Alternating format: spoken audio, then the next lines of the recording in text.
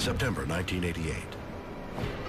It is the start of the fall semester at the University of California, Davis, where Cheryl Welch is beginning life as a law student. I grew up in Sacramento, California. I was a receptionist at Kaiser Hospital for 10 years. I decided that I wanted to go back to school, so I went to UC Davis. But as her studies get underway, things change. I know what normal life is, and life became very abnormal. It starts with her telephone. Usually you pick up a phone, you hear dial tone, but my phone, there would be click noises. There'd be a long pause, then static. She has it checked, but the strange noises continue. Cheryl becomes concerned.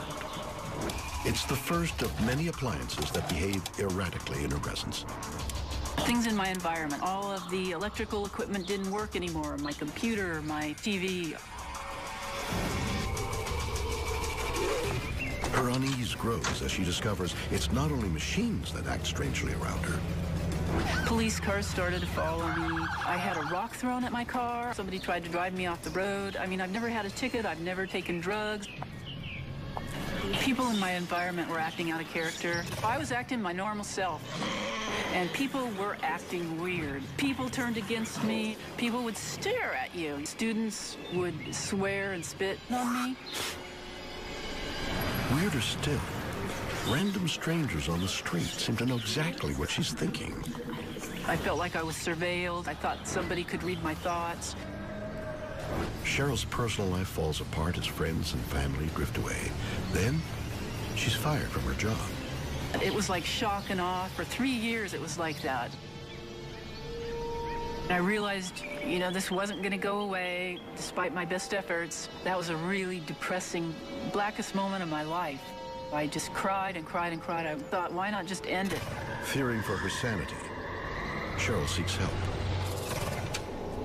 So I went to my advisor, and I was having trouble academically, and she helped me get through this, and she was the only one that believed me. Her advisor comes to a quick conclusion. Cheryl is the victim of deliberate and organized campaign of harassment. But who is behind it? First, we checked out. We thought, maybe there's a psychology experiment. They're trying to stress you out. There was no psychology experiment. So I hired private investigators, and I tried to figure out if there were any bugs in my apartment. Nothing. And talking to my advisor, we both figured only the government would have this kind of control over your telephone or what you did in the privacy of your apartment. Deciding to investigate, Cheryl gains access to government documents. They reveal the unthinkable. A top-secret experiment is subjecting everyday citizens to mind control. Major countries have developed this secret mind control technology, especially Russia and the United States. She's convinced the people who harassed her were under mind control and didn't even know it. Somebody has to make them do things, you know, without their knowing it. But why choose Cheryl? You're going to need to experiment on a lot of people. You can't do it ethically, so you're going to do it covertly, you know. She thinks she knows what put her on the government's radar. Before I went to UC Davis, I went to the Army recruiting office. I filled out the forms. I put in my application, but I went to UC Davis instead. And then after that was when this happened. After networking with other victims, they have that connection. Former people who applied to the CIA, former people who have relatives in the government or the CIA are often targets. Are the minds of innocent citizens being controlled by government-sanctioned experiments? Is Cheryl Welch telling the truth, or are her claims absurd? Just another conspiracy theory that's impossible to prove? Maybe. But not if you listen to Nick Begich. I think there's some good evidence that Cheryl Welch and many of the other people I've spoken with have been victimized by this electromagnetic mind control experiments. The weapons of this century aren't bombs and bullets and ordnance, but electromagnetic energy targeting the human being, which is a greatest revolution in military affairs since gunpowder. Begich is an expert in government mind control. He is convinced the Pentagon has mastered a technology once thought to be science fiction, the ability to broadcast information directly into the human brain. Our government began spending a lot of time looking at how to modify behavior of human beings. Going back to the Korean War, in fact, in a publication, Low-Intensity Conflict in Modern Technology, they have a chapter on electromagnetic weapon systems, being able to not just to debilitate someone, but actually even to stimulate certain activities within the brain. But how? HARP is the High Frequency Active Auroral Research Project, which started as a joint effort of the Air Force and Navy. This is a very large array or field of antennas based in Alaska, radio frequency antennas. HARP antennas transmit powerful radio signals into the upper atmosphere to study the effects on wireless communications. But Begich says HARP can also be used for more sinister ends. HARP has announced several other programs and campaigns, and there's two areas that I got very concerned about. One was weather modification applications. The other was the effect on human beings. If you can modulate a signal that the brain locks onto, recognizes, and begins to mirror or follow the frequency following response. The brain rhythms change, then it creates a chemical cascade within the brain and the emotions change. Now the resolution gets finer and finer and finer. And it used to just to be about triggering emotions. You could change people's brain chemistry pretty readily, change their emotional state pretty easily. But when you get down to the idea of thoughts and being able to manipulate those, that requires a different kind of sophistication. Can we hear sounds without using our ears? Not only is it possible, says Begich, he can prove it using sound recordist Brad Daw. So what I'm going to demonstrate is a earth pulse sound wave. And what this is an infrasound device. It's just a small electronic circuit that we run a CD player playing some Bach into our circuit and then comes out through two piezoelectric transducers. So I'm going to place these transducers on your face. You're going to block your ears tightly. We put those in contact with the skin and listen. Yeah. So what do you hear? I hear the music, yeah, loudly. Right in the center of their forehead, inside their head, they'll hear Bach, just like they would with their ears, but the ears aren't involved. It wasn't through my ears at all. It was basically, it felt like kind of it was coming from the middle of my head, no direction, and it was clear. So not through my ears at all, which is pretty cool. Now we can do this wirelessly with microwave. So there's lots of ways to do it, and this just gives a very simple sort of workbench model that gives the principle so people can understand, yeah, you can really do it. Don't you just love death metal? I got a headbanger award. Now, this is a fascinating theory. But there's just one problem. I'm not sure these piezoelectric transducers are going to catch on as a fashion accessory. And frankly, I don't even know what piezoelectric means. But if we're to believe Begich, the government don't even need these.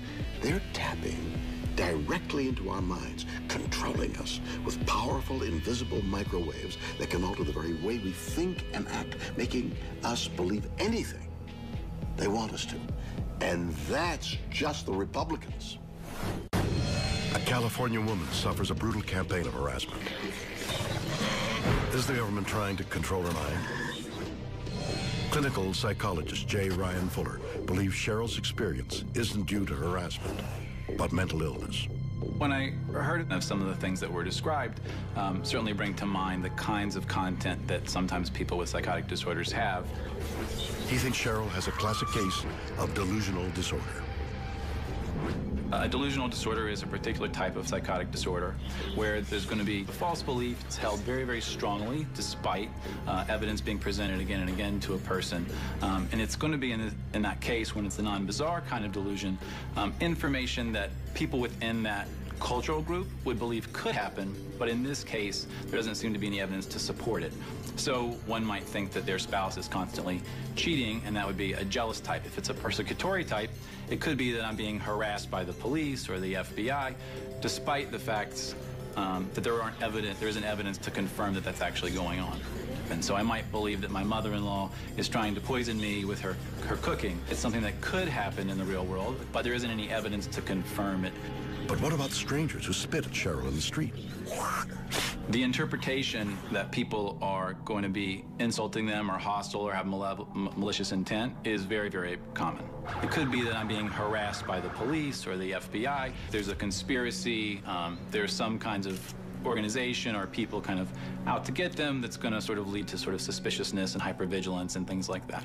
Ironically, Cheryl could be making it worse. There is evidence, in fact, that by struggling with it and sort of fighting it and working to change it, that does, in fact, increase the one's stress level and increase anxiety. And now, more than in years past, there's a growing body of literature that, in fact, changing that dynamic, not necessarily changing the belief system, the delusions, but rather changing the strategy of fighting it might be a way to help treat these people. If you think about the delusions themselves, and it really does depend on the content and the person, because someone could be putting themselves and others at great risk, because there are cases where someone with a delusional disorder can be, angry, aggressive, and even physically violent.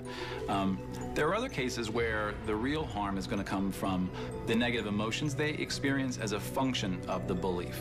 So they end up becoming incredibly depressed, incredibly anxious, incredibly lonely, socially isolating. And so now they're not only suffering all the emotional pain, now they're also denying themselves the social support and possibly the kinds of meaning and vitality they might get from other kind of life pursuits. And so there can be a great deal of suffering. Is Cheryl Welsh suffering from delusions? Or is the real explanation even more out there? Trish McGregor has written about the paranormal for over 30 years. She thinks she can explain at least one of Cheryl's experiences, her strange encounters with electrical equipment. My theory about Cheryl Welsh is it could be the Pauli effect. The Pauli effect is a label, a term that grew out of a phenomenon that used to happen whenever Wolfgang Pauli, who was a theoretical physicist, would walk into a science lab and equipment would spontaneously break down. Wolfgang Pauli was a brilliant Nobel Prize-winning physicist who counted Einstein himself among his many admirers. But Pauli is also remembered for his ability to cause lab equipment to malfunction simply by being near it. In 1950, he walked into a lab in Princeton where they had a particle accelerator, and it caught on fire and burned. This lab in Hamburg banned Pauli from the lab. I mean, that's how prominent this whole phenomenon became. Even stranger, the Pauli effect didn't stop at the laboratory.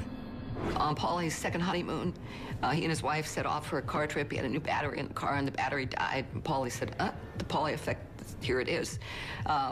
It would happen in other strange ways, too. One time in Hamburg, Pauli and two friends met for lunch. And after the 3-hour lunch, the two friends realized that the entire time they had been sitting in whipped cream. And Pauli hadn't. It wasn't the fact that he was a klutz. It wasn't like he was stumbling into equipment. He would walk in, and without doing anything, the equipment would spontaneously just break down. They kept saying, oh, it's coincidence, this is scientifically impossible, and yet it kept happening. Is Cheryl suffering from the Pauli effect? McGregor says we can't dismiss the possibility. I don't think we can say to Cheryl Welsh, what you experience is not real, because it is. It's real to her. Is Cheryl Welsh the victim of a series of bizarre coincidences? Was she the target of a government experiment in mind control? Or is it all in her head? Weird. Or what? Join me next time for more stories that will undoubtedly be weird or what.